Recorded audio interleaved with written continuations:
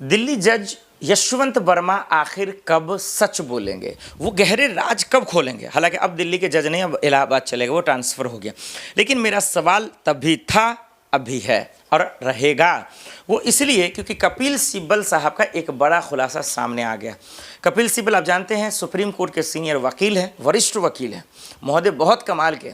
तो उनका बयान, उनका जो निर्देश आया है या नसीहत कह लें, जो भी आया है, हम उस पर बात करेंगे कि यशवंत वर्मा क्या चाहते हैं। जो जज हैं अभी तक इस्तीफा नहीं दिया, उनकी कुर्सी नहीं छीनी गई, उनका पद नहीं छीना गया, तो आखिर क्यों, क्या चल रहा दिमाग में।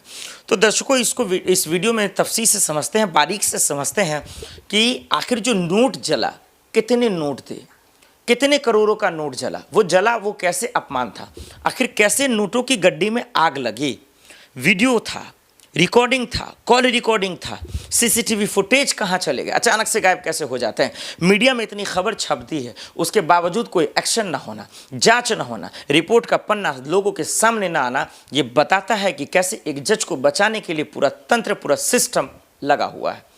इतना ही नहीं, 3 जजों की टीम आती है, जांच करती है और जांच में ये पाया जाता है कि यशवंत वर्मा को पद से हटाना चाहिए। यशवंत वर्मा साहब को, जो जज हैं, उनको बर्खास्त करना चाहिए, उनको इस्तीफा लेना चाहिए उनसे। लेकिन कुछ नहीं होता, तो भाई एक्शन हो क्यों नहीं रहा।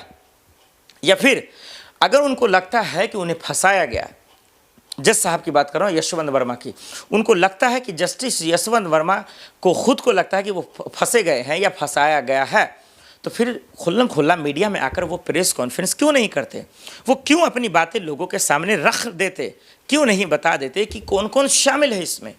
क्या कोई बीजेपी का मंत्री शामिल है, क्या मोदी जी का मंत्री शामिल है, या विपक्ष का कोई वरिष्ठ नेता शामिल है, क्या राहुल गांधी शामिल है, क्या सोनिया गांधी, प्रियंका गांधी, कौन शामिल है।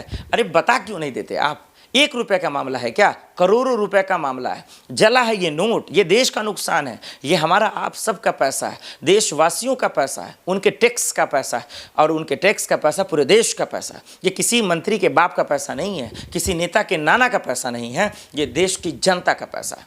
और इस पैसे को जलाना गुनाह नहीं है, एक पूरी तरीके से जुल्म है। जुल्म है गरीबों के पैसे पर, जुल्म है देश के पैसों पर। तो आखिर सच नहीं आएगा जब एक जज के खिलाफ नहीं आ पाएगा, खुल्लम खल्ला जब मीडिया में ये सबूत है, रिपोर्ट है, तब आखिर इसका इंसाफ कैसे होगा। मैं 3 जजों की टीम पर था। भाई जांच पड़ताल होती है, वो हमारे पूर्व सीजीआई खन्ना साहब को ये रिपोर्ट सौंप देते हैं। खन्ना साहब कहते हैं कि भाई ये रिपोर्ट में पाया गया है कि उनको बर्खास्त कर देना चाहिए, इस्तीफा दे देना चाहिए नैतिकता के आधार पर। लेकिन इसके बावजूद बेशर्मी की हद देखिए, बेशर्मी की इंतहा देखिए, आप एक लफ्ज़ नहीं बोलते हैं, एक शब्द नहीं बोलते हैं, खामोश हैं। यूँ मानिए ऐसे खामोश है जैसे उन्होंने कोई गुनाह किया ही नहीं, ऐसे खामोश है जैसे उनकी गलती है ही नहीं, ऐसे खामोश है जैसे उनका कोई गुनाह नहीं। तो सवाल ये है कि क्या जज यशवंत वर्मा, जस्टिस यशवंत वर्मा का जो पोल है, क्या जो खुल पाएगा, क्या उनका जो काली करतूत है, क्या लोगों के सामने आ पाएगा। किसका पैसा था ये, क्या सरकार में रह रहे किसी मंत्री का था, विपक्ष में रह रहे किसी वरिष्ठ नेता का था, तो आखिर था किसका, ये कैसे पता चलेगा। जब दिल्ली जस्टिस यशवंत वर्मा जब खुलकर बोलेंगे तभी समझ में आएगा कि ये पैसा था किसका। और इस पर सिस्टम को एक्शन लेना पड़ेगा, दिल्ली पुलिस को एक्शन लेना पड़ेगा, क्योंकि ये सबके शाख की बात है। एक न्यायपालिका पे सवाल उठा, और सवाल ये उठा कि ये पैसा को जलाने का हक किसने दिया, कैसे जला। दमकल के अधिकारी अगर नहीं बताते, उनको भी डराया गया, धमकाया गया, तो ये चीज़ें हम सबके सामने नहीं आ पाती। और जो अब अहम सवाल है, जिस सवाल को देखकर आप कांप जाएंगे, जिस सवाल को देखकर आप समझ जाएंगे कि इसके पीछे हाथ किसका है, कौन खेल कर रहा है, फिर आपको समझ में आएगा।